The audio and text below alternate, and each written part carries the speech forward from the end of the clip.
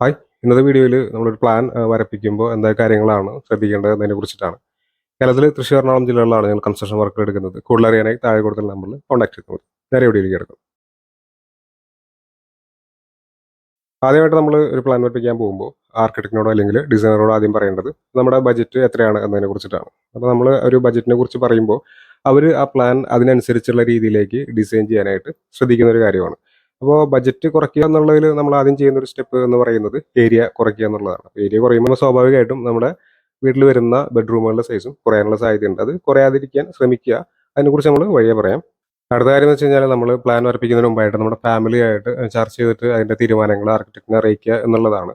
ഇപ്പോൾ നമ്മുടെ ഓഫീസിൽ ചില പ്ലാനുകൾ നമ്മൾ വരച്ചു കൊടുക്കും. അതിനുശേഷം കുറച്ച് നാളുകൾക്ക് ശേഷം അതേ ക്ലയൻറ്റ് തിരിച്ചു വന്നിട്ട് പറയും, നമ്മുടെ ഫാമിലിയായിട്ട് സംസാരിച്ച സമയത്ത് ഇന്ന മാറ്റങ്ങൾ വേണം, അല്ലെങ്കിൽ വൈഫ് പറഞ്ഞു ഇന്ന കിച്ചണിൽ ഇന്ന മാറ്റങ്ങൾ വേണം, അല്ലെങ്കിൽ പാരൻസ് ഇന്ന മാറ്റങ്ങൾ വരുത്താനായിട്ട് പറഞ്ഞു എന്നതിനെക്കുറിച്ചൊക്കെ പറയാറുണ്ട്.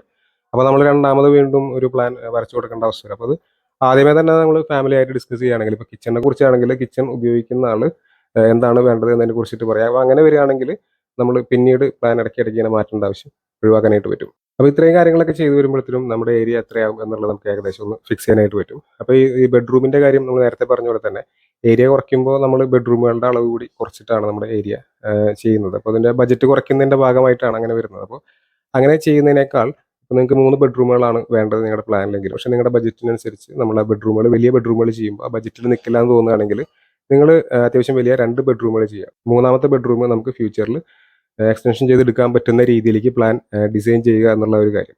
ബെഡ്റൂമിൻ്റെ സൈസ് ഇപ്പോൾ നിങ്ങൾ താമസിക്കുന്ന ആ ഒരു ബെഡ്റൂം നമുക്ക് ഓക്കെ ആണെങ്കിൽ അതിൻ്റെ അളവ് എടുത്തിട്ട് നമ്മൾ ആർക്കിടെക്റ്റിന് പറയാം, ഇത്രയാണ് നമ്മളിപ്പോൾ താമസിക്കുന്ന ബെഡ്റൂം, നമുക്ക് ഈ ഒരു സൈസിൽ തന്നെ ബെഡ്റൂം വേണം, അല്ലെങ്കിൽ ഇതിനേക്കാൾ കൂടിയ ഒരു സൈസിൽ ബെഡ്റൂം വേണം എന്നുള്ളത് ആദ്യമേ പറയുകയാണെങ്കിൽ നമുക്ക് കൃത്യമായിട്ട് നല്ല വലിപ്പത്തിലുള്ള ബെഡ്റൂമുകൾ വരും. അപ്പോൾ നമുക്ക് റിനോവേഷൻ വർക്കുകൾ വരുന്നതിൽ ബെഡ്റൂമിൻ്റെ സൈസ് ഇപ്പോൾ ഈ അടുത്തൊരു വർക്ക് വന്നിട്ടുണ്ടായിരുന്നു. അപ്പോൾ 2 ബെഡ്റൂമുകളുള്ളൊരു ചെറിയ വീടാണ്. അപ്പോൾ ഒരു 10 അതിൽ താഴെ എന്തോ ആണ് അതിൻ്റെ ബെഡ്റൂമിൻ്റെ സൈസ് വരുന്നത്. അപ്പോൾ അവർക്ക് ബെഡ്റൂം വലുതാക്കണം എന്നൊരു ആവശ്യമായിട്ട് വന്നതാണ്. സൈഡിൽ നോക്കുന്ന സമയത്ത് ആ ഒരു വീടിൻ്റെ 2 വശത്തും റോഡുകൾ വരുന്നുണ്ട്. അപ്പോൾ ഈ റോഡുകൾ വരുന്ന ആ ഒരു വശത്ത് തന്നെയാണ് ബെഡ്റൂമുകളും വരുന്നത്. അപ്പോൾ നമുക്ക് ഈ സെറ്റ് ബാക്ക് കാര്യങ്ങളൊക്കെ ഉള്ളതുകൊണ്ട് തന്നെ പുറത്തേക്ക് ആ ഒരു ബെഡ്റൂം വലുതാക്കുക എന്നുള്ളൊരു ഓപ്ഷൻ അവിടെ വരുന്നില്ല.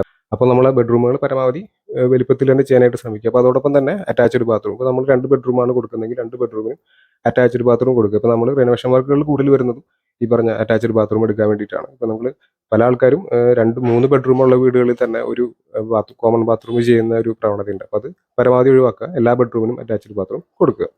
അതുപോലെ തന്നെ നമ്മൾ ഫ്യൂച്ചറിൽ എന്തെങ്കിലും എക്സ്റ്റൻഷൻ കാര്യങ്ങളൊക്കെ ചെയ്യാനായിട്ട് ഉദ്ദേശിക്കുന്നുണ്ടെങ്കിൽ അത് നമുക്ക് ആർക്കിടെക്റ്റിൻ്റെ അടുത്ത് മുന്നേ കൂട്ടി പറയുന്നത് നല്ലതാണ്. ഇപ്പോൾ നമ്മൾ ഫസ്റ്റ് ഫ്ലോറിൽ ഒരു ബെഡ്റൂം ഫ്യൂച്ചറിൽ എടുക്കാനായിട്ട് പ്ലാൻ ചെയ്യുന്നുണ്ടെങ്കിൽ ആ സ്റ്റെയർ റൂം വരുന്നത് അതിനനുസരിച്ചുള്ള രീതിയിൽ, അതായത് ഇപ്പോൾ നമ്മൾ ഫസ്റ്റ് ഫ്ലോറിൽ ഒരു ബെഡ്റൂം എടുക്കുമ്പോൾ സ്പേസ് അധികം വേസ്റ്റ് ആവാത്ത രീതിയിൽ ചെയ്യാൻ പറ്റുന്ന രീതിയിലേക്ക് നമുക്ക് സ്റ്റെയർ റൂമിനെ അതിൻ്റെ പൊസിഷൻ സെറ്റ് ചെയ്ത് വെക്കാനൊക്കെ പറ്റും. അത് നമ്മൾ ആദ്യമേ അറിയുകയാണെങ്കിൽ, അല്ലെങ്കിൽ പലപ്പോഴും ഇപ്പോൾ നമ്മുടെ റെനോവേഷൻ വർക്കുകൾ ചെയ്യുമ്പോൾ ഫസ്റ്റ് ഫ്ലോറിൽ ബെഡ്റൂം ആയിരിക്കും അവർക്ക് ആവശ്യമായിട്ടുണ്ടാവുക. പക്ഷേ നമ്മൾ ബാക്കി കുറേ സ്ഥലങ്ങളിലൊക്കെ നമുക്ക് കോൺക്രീറ്റ് ചെയ്യേണ്ടതും ഭിത്തി കെട്ടേണ്ട ആവശ്യമൊക്കെ വരും. അപ്പോൾ സ്റ്റെയർ റൂമിൽ നിന്ന് ആ ബെഡ്റൂമിലേക്കുള്ള ഒരു ആക്സസ് കിട്ടാനായിട്ട് അത് ആദ്യമേ തന്നെ നമ്മൾ പ്ലാൻ വരയ്ക്കുന്ന സമയത്ത് തന്നെ അതിനനുസരിച്ചുള്ള രീതിയിൽ ചെയ്യുകയാണെങ്കിൽ ആ ഒരു കോസ്റ്റും നമുക്ക് കുറയ്ക്കാനായിട്ട് പറ്റും. അടുത്തത് വാസ്തുവാണ്. വാസ്തു നോക്കുന്ന ആൾക്കാരുണ്ട്, അല്ലാത്ത ആൾക്കാരുണ്ട്. അപ്പോൾ അത് നമ്മളൊരു പ്ലാൻ ഫൈനൽ ആവുന്നതിന് മുമ്പ് തന്നെയായിട്ട് വാസ്തുവിൻ്റെ കാര്യങ്ങൾ നോക്കിയിട്ട് ഇത് അളവുകളുടെ കാര്യങ്ങളൊക്കെ കറക്റ്റ് ചെയ്യാനുണ്ടെങ്കിൽ അത് ചെയ്യുന്നത് നല്ലതാണ്.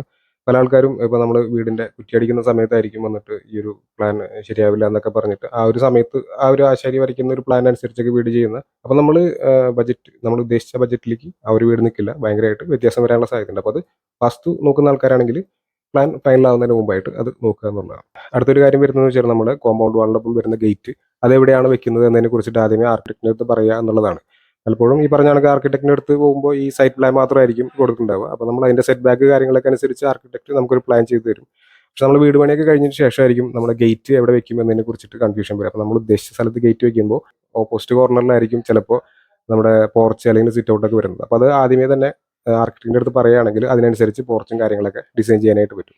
അടുത്തതാണ് ഇൻ്റർനെറ്റിൽ നിന്ന് കിട്ടുന്ന എലിവേഷൻ ഡിസൈൻ അനുസരിച്ചുള്ള പ്ലാൻ വരയ്ക്കുക എന്ന് പറയുന്നത്. പല ആൾക്കാരും ഇതുപോലെ തന്നെ ഏറ്റവും 3D എലിവേഷൻ ഡിസൈനൊക്കെ കിട്ടും. അപ്പോൾ അത് അവർക്ക് ഇഷ്ടപ്പെട്ടതിന് ശേഷം നമ്മുടെ അടുത്തൊക്കെ വരാറുണ്ട്. അതുപോലെ ആർക്കിടെക്റ്റിൻ്റെ അടുത്ത് പോകും. അപ്പോൾ ഇതിന് പറ്റിയ പ്ലാൻ എന്ന് പറഞ്ഞിട്ടൊക്കെ പല ആൾക്കാരും ചെയ്യും. അപ്പോൾ അങ്ങനെ പരമാവധി ചെയ്യാതിരിക്കുക. കാരണം പ്ലാൻ നമ്മുടെ കംഫർട്ട് നമ്മുടെ ആവശ്യത്തിനനുസരിച്ച് വേണം നമ്മൾ പ്ലാൻ ചെയ്യാൻ. അപ്പോൾ ആ ഒരു എലിവേഷൻ വേറൊരു പ്ലാനിന് വേണ്ടി തയ്യാറാക്കിയിട്ടുള്ള എലിവേഷനാണ്. അപ്പോൾ നമ്മൾ നമ്മുടെ ഇഷ്ടത്തിനനുസരിച്ച് പ്ലാൻ ആദ്യം ചെയ്യുക. അതിനുശേഷം നമ്മൾ എലിവേഷൻ ഡിസൈൻ ചെയ്യുന്ന സമയത്ത് നമുക്ക് ഇഷ്ടപ്പെട്ട ആ ഒരു എലിവേഷൻ ഡിസൈൻ്റെ എലമെൻറ്റ്സ് നമ്മുടെ വീടിൻ്റെ ഡിസൈനായിട്ട് കൊണ്ടുവരാനൊക്കെ സാധിക്കും. അപ്പോൾ അങ്ങനെ ഒരു കാര്യം നിങ്ങൾ ചെയ്യാതിരിക്കുക.